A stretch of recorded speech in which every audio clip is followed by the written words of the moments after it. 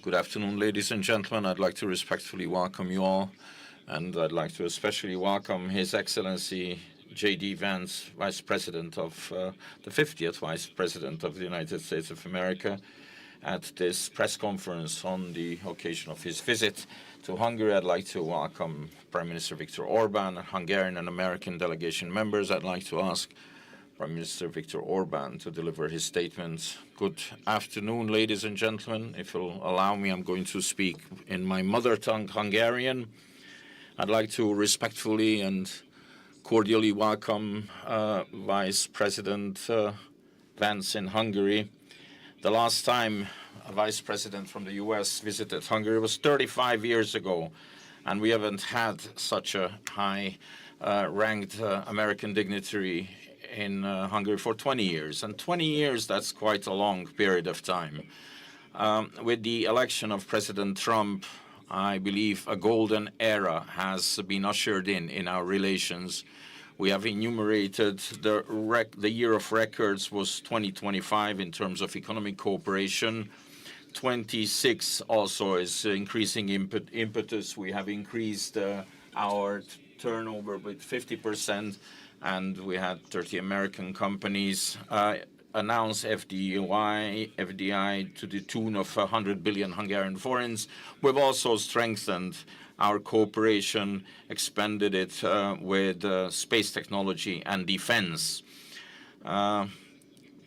We owe gratitude to President Trump and Vice President Vance for standing by Hungary during the past years. The United States of America is the strongest country in the world, and I am happy to say that they are our allies today.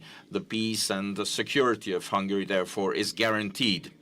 Ladies and gentlemen, we also discussed the fact that Europe is heading towards one of the worst energy crises of all times. We are seeing drastic price hikes, and if we do not take measures on time, we are going to see a shortage of energy, oil, and gas.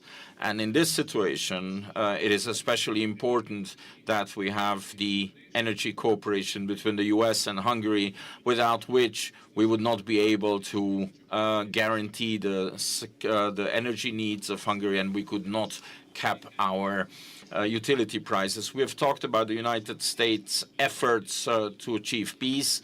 Hungary has always supported the US and President Trump personally in this peace effort. We've been living in the shadows of a war for 4 years now, and we are convinced that if President Trump were the president in 2022, there would not be a war now. It would not have started.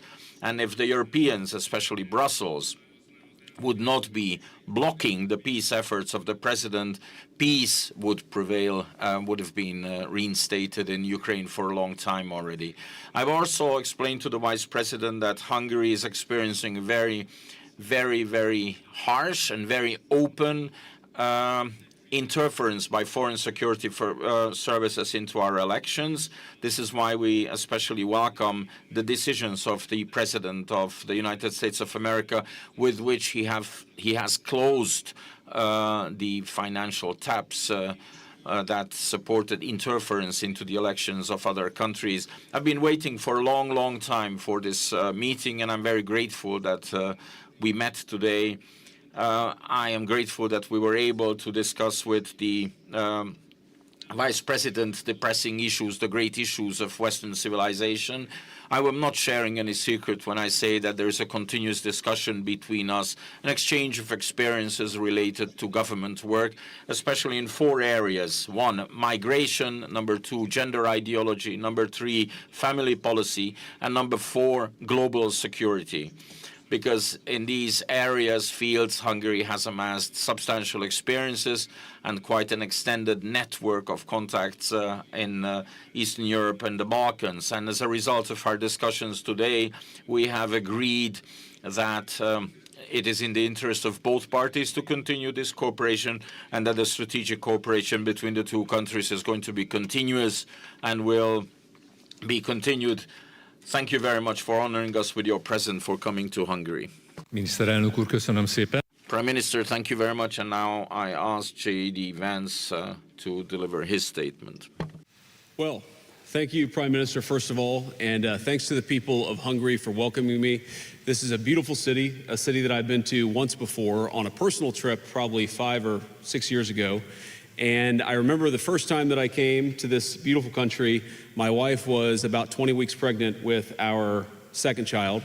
And now we've come back to Budapest, and my wife is 20 weeks pregnant with our fourth child. So there's an interesting way in which our trips to Hungary have rhymed.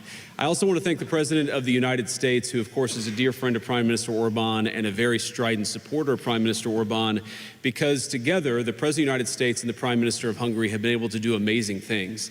And we're here because we want to celebrate those amazing things. We want to build upon those amazing things. And of course, I want to help as much as I possibly can the Prime Minister as he faces this election season, which I believe is happening in just about a week, the election to elect the next Prime Minister of Hungary. Now, I don't expect, of course, the people of Hungary to listen to the Vice President of the United States. That's not primarily why I'm here.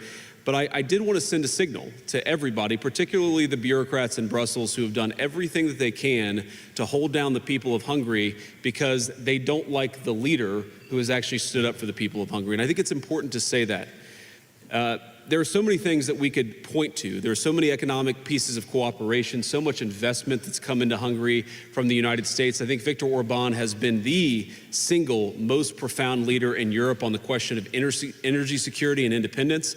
It is funny to watch prime ministers and leaders in some of the Western European capitals talk about the energy crisis when, frankly, they should have been following the policies of Viktor Orban in Hungary. And if they had, the energy crisis that they're experiencing would be a lot less bad, because what's going on in Hungary right now is that while, yes, energy prices are elevated, they're far less elevated here than they are almost anywhere else in Europe. And that's because of the leadership of the man who's standing next to me. And I think that leadership can provide a model to the continent.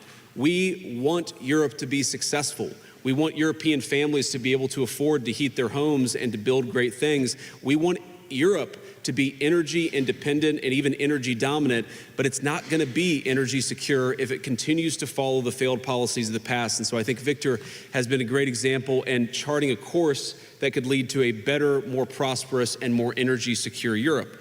There's a lot of other cooperation in technology and artificial intelligence and manufacturing. There are so many ways in which the United States and Hungary have been great economic partners, and that partnership has really accelerated over the past couple of years under President Trump's leadership.